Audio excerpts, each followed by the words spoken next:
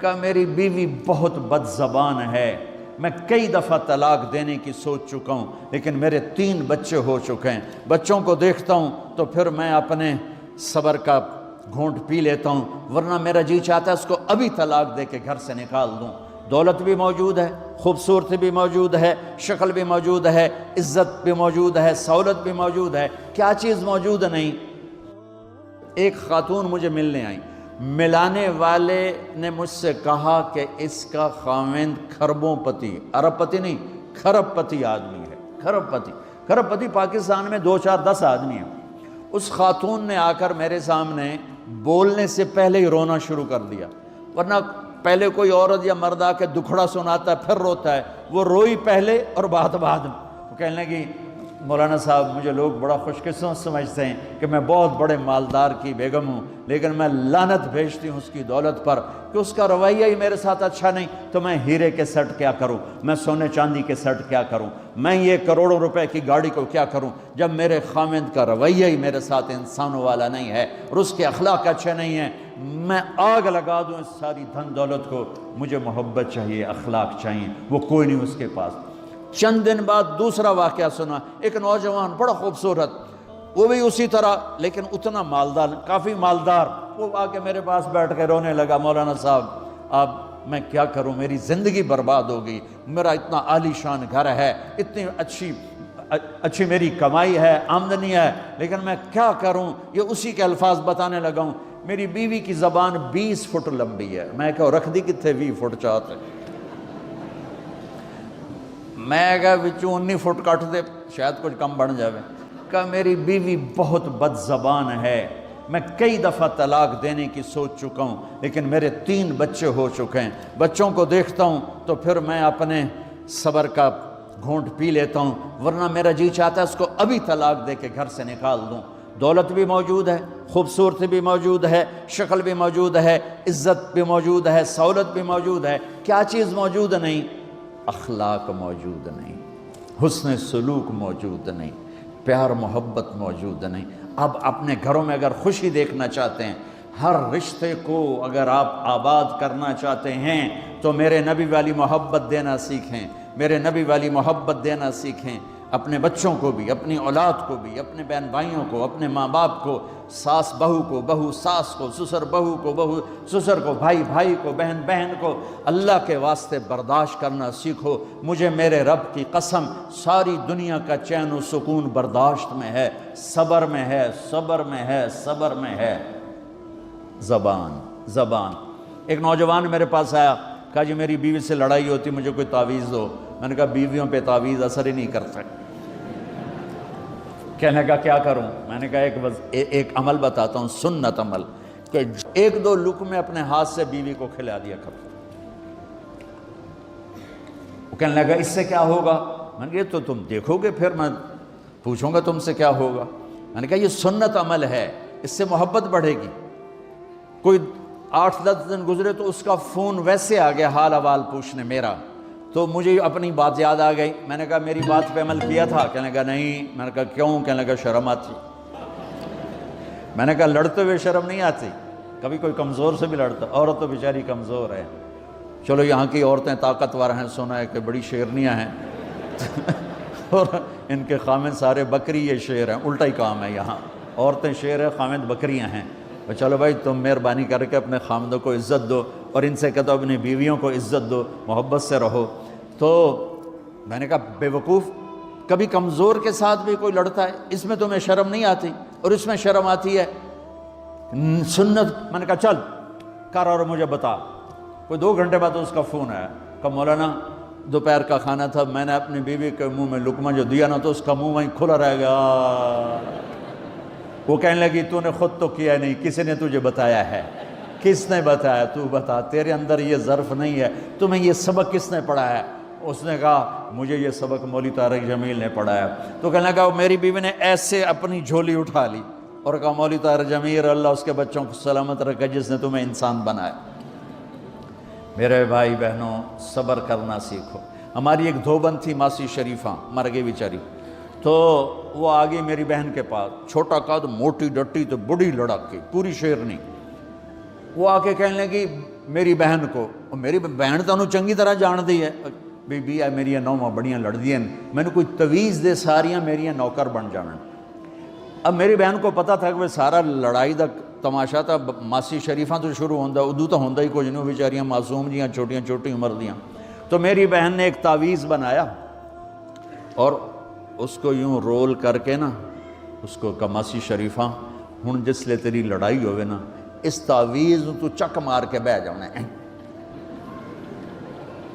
تے چھڑنا نہیں، جے تو چھڑیا تو مر جانا ہے، انہوں پکا کر کے رکھیں۔ اس نے کیا کیا؟ ماسی شریفوں کو چپ کروایا۔ اب ہمارا دیہاتی ماحول ہے، تعویذوں کی بڑا عقیدت ہے، صحیح تعویذ تو اثر کرتے ہیں لیکن اکثر تو ہیرا پھیری والے بیٹھے ہوئے ہیں سارے ہی، تو اللہ ماشاءاللہ۔ تو 8ویں دن وہ آ گئی، بی بی تو بڑا چنگا تعویذ دیتا، ساری لڑائی ختم ہو گئی۔ کیوں کہ ماسی شریفاں چپ ہو گئی۔ تو میں ان ساری مستورات کو یہ تعویذ دے کے جا رہا ہوں، یہ سب لے لو، یہ مرد بھی لے لو، اور جب کوئی جھگڑا ہو اے یہاں رکھ کے چپ کر کے بیٹھ جانا، آپ کی لڑائیاں ختم ہو جائیں۔ اگر آپ بولتے رہے تو پھر لڑائی ختم نہیں ہوگی۔ میرے نبی کی زندگی سیکھو، معاف کرنا سیکھو، محبت دینا سیکھو، ایسا نہ ہو کہ دو آپس میں بولتے نہ ہوں، ایسی بد اخلاقی سے بچو۔ اور آخری بات یہ ہے، آپ اس ملک میں رہتے ہیں، اب یہ آپ کا ملک ہے، اگر آپ کے پاسپورٹ ہیں تو یہ آپ کا ملک ہے، اس کے قانون کو عزت دو، اس کے قانون کو احترام دو۔ یہاں کی گورنمنٹ کے ساتھ مجھے پتہ چلا ہے کہ بہت سے لوگ ہیں فرضی بیمار بن کے وظیفے لے رہے ہیں، یہ حرام ہے، یہ دھوکہ ہے، یہ فراڈ ہے۔ جو حکومت آپ کی اتنی ہمدرد ہو کہ گھر بیٹھے آپ کو وظیفہ پہنچائے، آپ کے بچوں کے وظیفے لگائے، آپ کے وظیفے لگائے، انہی کے ساتھ دھوکہ کرنا ہے، انہی کے ساتھ فراڈ کرنا ہے۔ اللہ کی قسم یہ آپ اپنے ساتھ فراڈ کر رہے ہیں، یہ آپ اپنی ذات کو دھوکہ دے رہے ہیں، ان کو نہیں دھوکہ دے رہے، آپ اپنے آپ کو دھوکہ دے رہے ہیں۔ ایک سردار جی ریل میں چڑھا، ہنسی جائے، لوگوں نے پوچھا سردار جی بڑے ہنس رہے ہو؟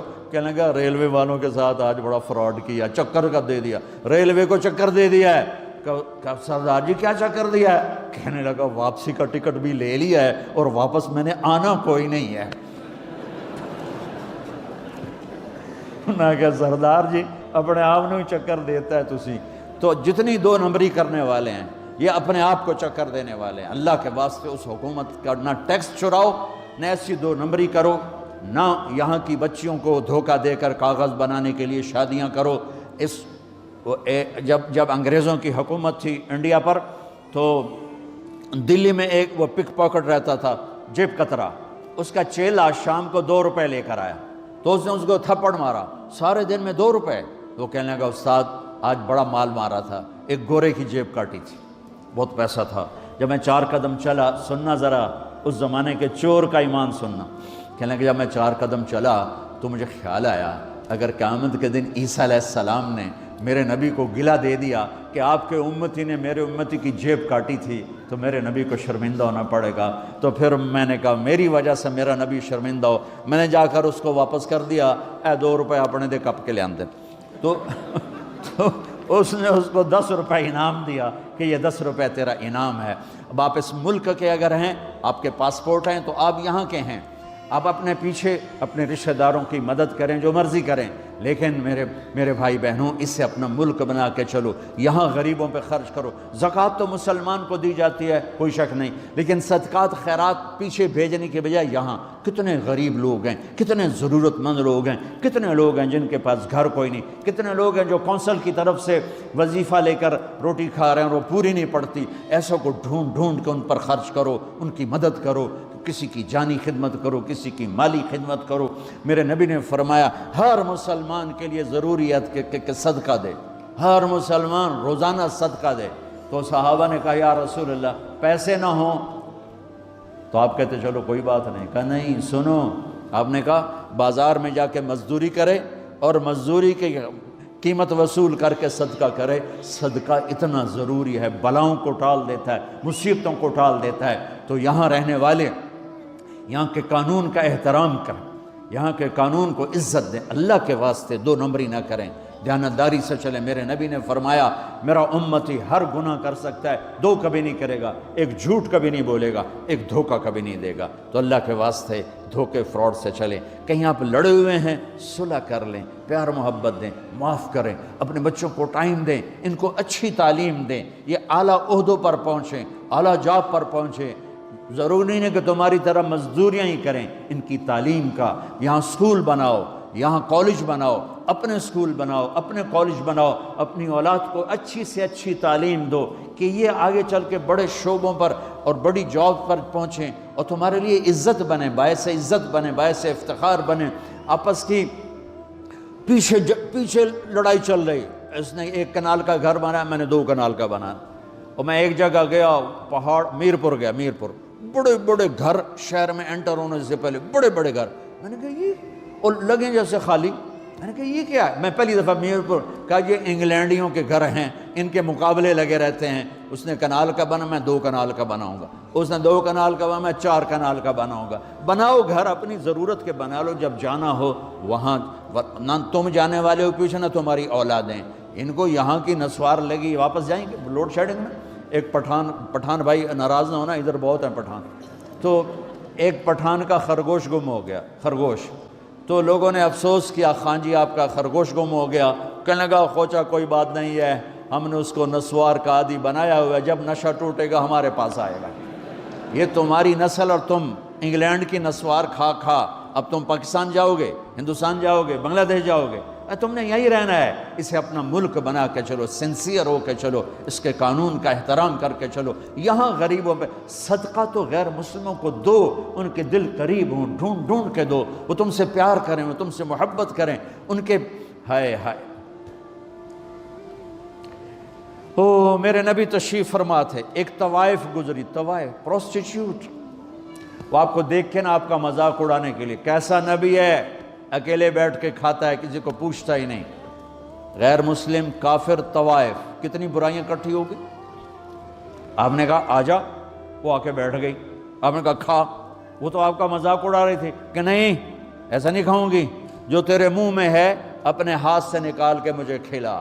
اس کا خیال تھا یہ مجھے ڈانٹیں گے، کہیں گے اس کو اٹھاؤ، 2 چھتر مارو، اس کو دفع کرو، میں کہوں گی دیکھو تمہارا نبی کیسا ہے، اتنا بد اخلاق۔ تو انہوں نے کہا نہیں نہیں نہیں، جو تیرے منہ میں ہے وہ نکال اور اپنے ہاتھوں سے میرے منہ میں ڈال۔ میرے نبی نے کہا یہ لو، آپ نے لقمہ منہ سے نکالا اور اس کے منہ میں ڈالا۔ اب پنجابی کی مثال ہے، کبے نو لت لگی وہ سدھا ہو گیا۔ میرے نبی کے منہ کا لعاب جب اس طوائف کے منہ میں گیا، وہ ساتھ ہی کلمہ پڑھ گئی، ایمان لے آئی اور مدینے کی شریف ترین عورت بن گئی۔ میرے نبی تو اس طرح اخلاق والے تھے۔ یہاں تو نوکر سسٹم نہیں، میں پاکستان میں بھی روتا رہتا ہوں کہ نوکروں کے برتن الگ ہیں اور مالکوں کے برتن الگ ہیں، عورتوں کی نوکروں کی پلیٹ الگ ہے اور مالکوں کی پلیٹ الگ ہے۔ میرے نبی نے طائف کے کافر آئے، روزانہ ان کے ساتھ بیٹھ کے رات کو کھانا کھاتے تھے، ان کا جھوٹا کھاتے تھے۔